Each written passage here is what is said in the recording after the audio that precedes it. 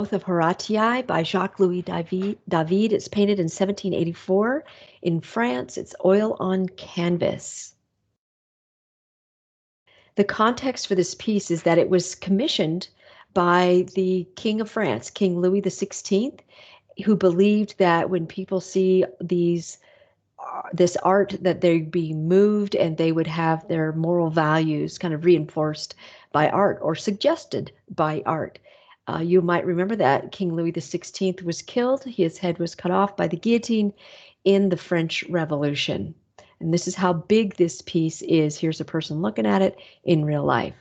It's massive. The artist, Jacques-Louis David, became the artist of the French Revolution.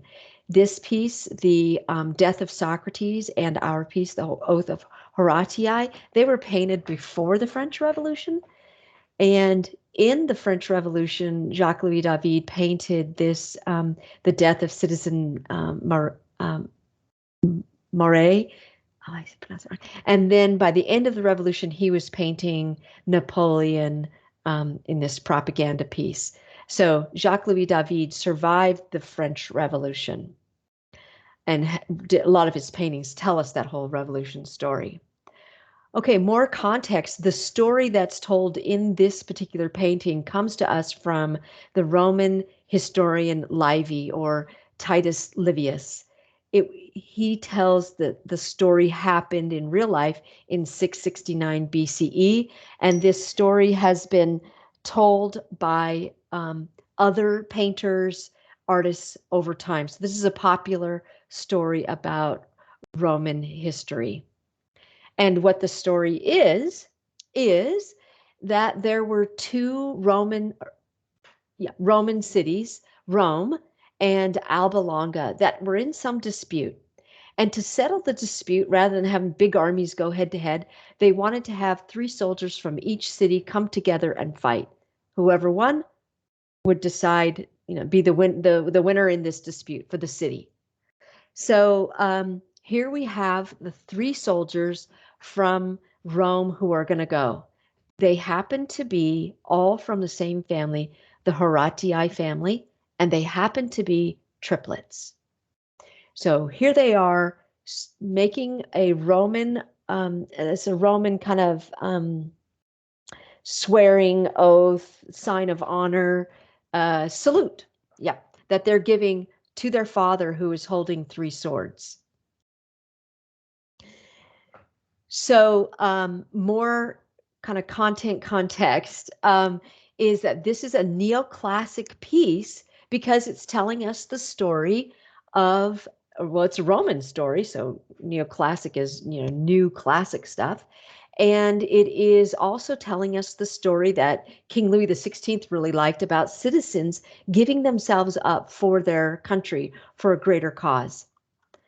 It's also neoclassic because look at the setting. We have three arches, 2 columns, and these people are dressed in Roman, Roman soldier clothing, Roman togas, Roman sandals. And then the execution of the work, what did the artist do to make this neoclassic in terms of his style, is that he did not distract from the piece with crazy brushstrokes. Instead, this is like what we call licked clean, very fine brushstrokes, so that the story was the main point of the piece, not his painting. Then content. So we have these 3 brothers swearing an oath to their dad that they'll go fight to the death for the city of Rome. But on the other side of the painting, we have 3 women, 2 children. This woman right here is the mother of the 3 Horatii sons who are swearing the oath. She's holding on to 2 of her grandkids. And then these 2 women, one of them here is Sabina, and she happens to be the sister of the 3 men who the Horatii are going to fight. So she is from the Curiati family, and she happens to be married to one of the 3 Horatii sons. So she's going to lose no matter what. And then this is Camilla, who is the sister of one of the Horatii that we see swearing the oath, but she happens to be engaged to a Curiati son. So she's going to lose too. Their eyes are closed. Notice that. Okay, so form. We have these, all the figures are at the front of the painting. They're not way at the back. The father's hand is the vanishing point, and we have this dark archway back here that doesn't add, it doesn't distract from what's going on in the front. And then we have three arches that kind of mean three different groups: the group of sons, the father, and then the women under this arch. And the floor tiles are also divided into these three groups, you can see. More terms of form. The men are tall, firm, rigid, resolute, convinced, convicted in what they're going to do. Their eyes are wide open. Their arms are strong in this pose of salute. And we even have this rigid pole just to reinforce that here, a rigid spear. So they're like the columns, one could say. The father is the same. He's holding three swords. Some say, well, one sword here is unlike the other two, and maybe that's a foreshadowing of what's going to happen in the fight. And then look at this, the women are slumped and they're arched even. So they seem like their closed eyes, arching bodies are like the arches here. And their closed eyes versus the open eyes, like they get no say here. They're going to lose out, but they don't get to weigh in on what happens in this piece, in this event. So what does happen is the three brothers go off to fight. One of the Horatii brothers, we think it's this one, Plubius, survives the fight.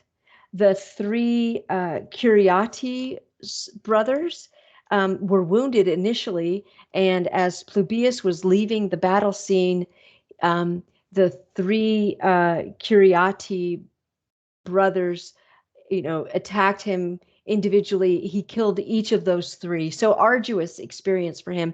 He returns home to Rome. And what does his sister, who was engaged to one of those brothers that was killed, say? She says, "Oh, I'm angry at the city of Rome for doing this to me." Something better. She said it better than that, but that was the gist of her point. And so this is what happened. This is another painting, not by Jacques-Louis David, but here is Plubius, and he's got a knife in his hand. He stabbed and killed his sister Camilla for that comment that he felt was not sensitive to what he experienced. So, tragic story. The function of this piece is that it's a moral message given to the citizens of France, kind of like, hey, do the bigger, better thing and fight for your country. But it ended up being a call to the people of France to fight against King Louis XVI, to stand up for something greater than a divine king, to stand up for Enlightenment ideals and a government of the people. So it also then kind of ultimately celebrates just the importance of personal sacrifice that one has to give to the greater good in times of conflict, including the women here too, right? And so this is the Oath of Horatii by Jacques-Louis David, painted in 1784. It's an oil on canvas.